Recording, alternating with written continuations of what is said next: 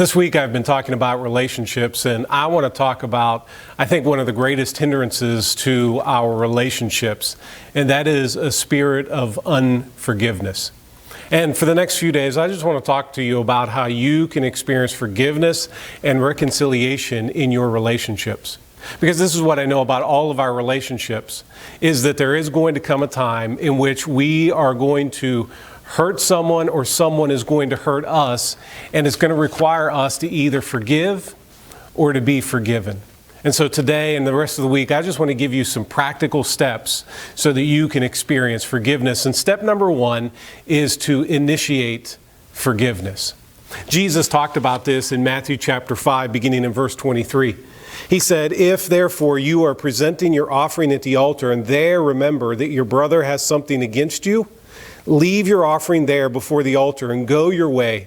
First be reconciled to your brother and then come and present your offering."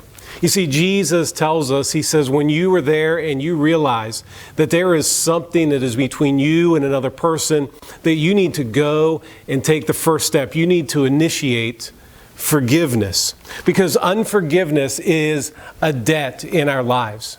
And either you're the one who is owed or you are the one who owes. And when it's not forgiven, the debt continues to grow. And it grows in ways of bitterness, and your unforgiveness will grow into anger. Your unforgiveness will grow into revenge. And what happens is that debt just continues to get greater and greater and greater. And what Jesus tells us is to take the first step and go and be reconciled to our brother.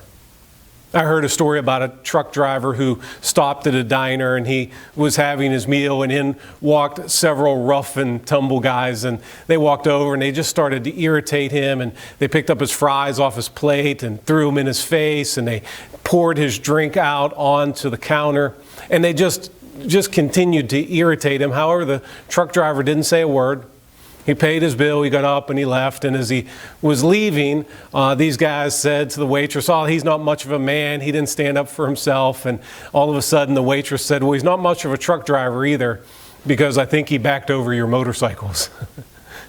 So you see, when we do not take the initiative to forgive, all of those feelings build up inside of us, and then we want to seek revenge.